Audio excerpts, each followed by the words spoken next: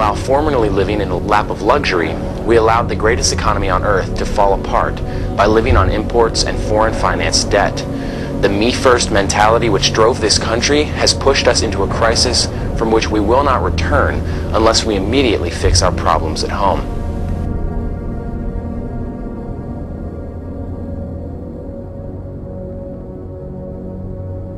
Well, recovery is just around the corner, right? I mean... Well, we're told we're in the recovery. Oh, that's right. I forgot. President Obama sounds a lot like President Bush did when he kept saying the fundamentals of the economy are sound. And what are they going to say? That things are going to get worse? You better slit your wrists because they're not going to get better? So it's what they're selling, confidence, hope, and optimism. As a matter of fact, right up here in New York, what they're doing to promote optimism is they're on the Metro cards for the subway, they're printing optimism on it.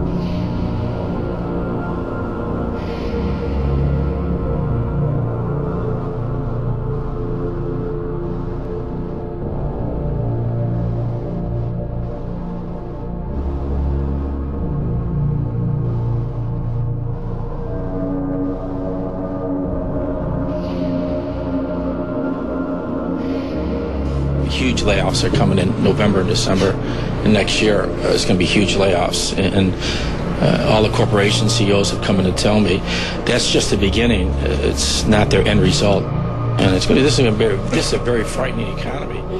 The Obama administration, from its stimulus package, has spent roughly $158 billion. They created roughly 600,000 plus jobs. When you do the numbers, that comes up to over $240,000 per job. And the annualized average income is about $58,000. So it's a losing situation. They don't have the answers. President Obama said that because of the measures taken, that they have averted depression. No, they haven't. As we said all along, this is only a stimulus recovery. You know, I think in order to stop it, the government has to start to invest in rebuilding, revamping our industry. Instead of these prop up the economy by build a street, fix a road, this is a temporary fix.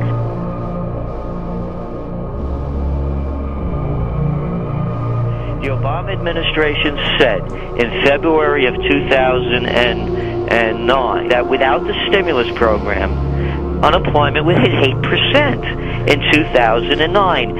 And then without it, it would hit 9% in 2010. So they're way off already. And now they're making up these phrases. They call it a jobless recovery. Yeah, how about being almost pregnant?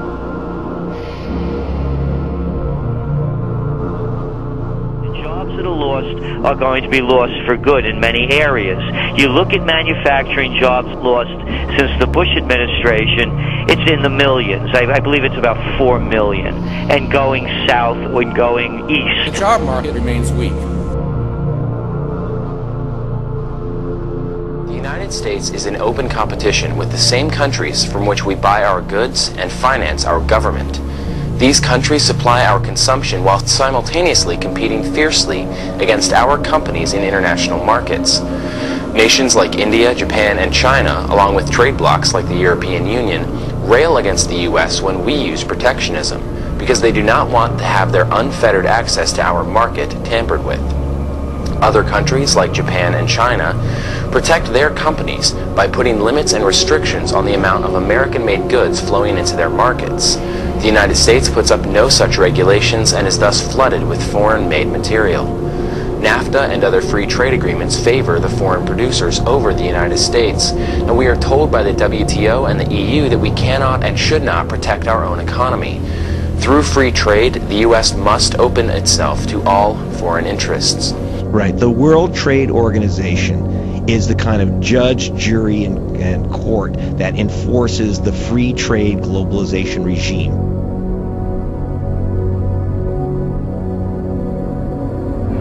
What's that spell? Free! WTO! What's that spell? Free! WTO! What's that spell? Free! WTO! What's that spell? Free! WTO! What's that spell? Free! The newest ruler of the world is the World Trade Organization based in Geneva. The Economist magazine calls it an embryo world government, and yet no one has voted for it. The effect of its policies make it illegal for governments to hinder the profits of big business. This is known as free trade. If there's one feature about the global economy, it's the companies have globalized. But we haven't regulated the global companies. And that's the change that we've got to put into this international system if we're ever going to get rules that are fairer to workers, fairer to the world's poor, fairer to all of those who are affected by this international production system. The first thing that we've got to say is we're not going to pit the American people against penny wage labor around the world.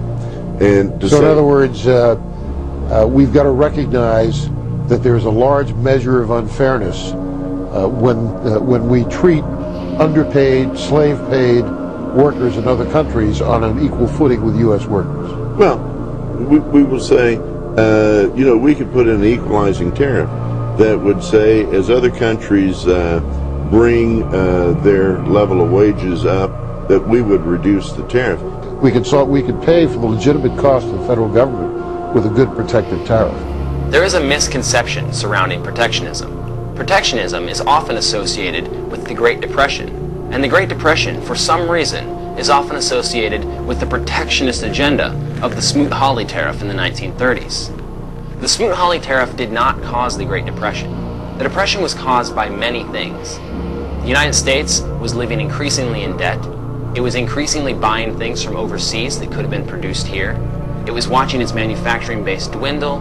It was watching its American consumers live increasingly in debt. They were living beyond their means, leveraging their lives on home prices and stock values that were skyrocketing abnormally, well beyond the actual market value.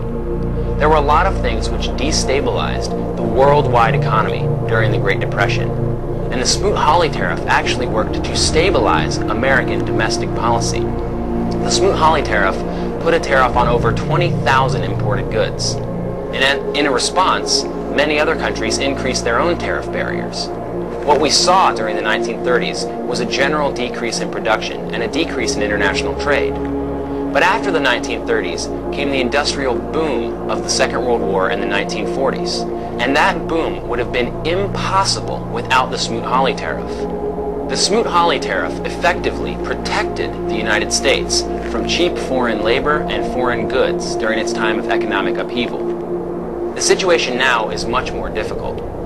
America went into the Depression with some productive capacity. We go into this new economic recession or depression with almost no productive capacity. But we could still use protectionist measures to rebuild what has been lost over the last 30 years. We need to reinstitute some sort of protection for our economy. So we have all these protests against the very organizations that this network has set up to centralize power, including the World Trade Organization. What is that?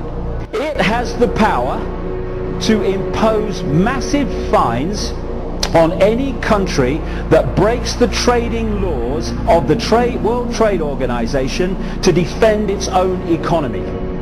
Simple thing. If you want to control someone, you must make them dependent upon powers they have no control over.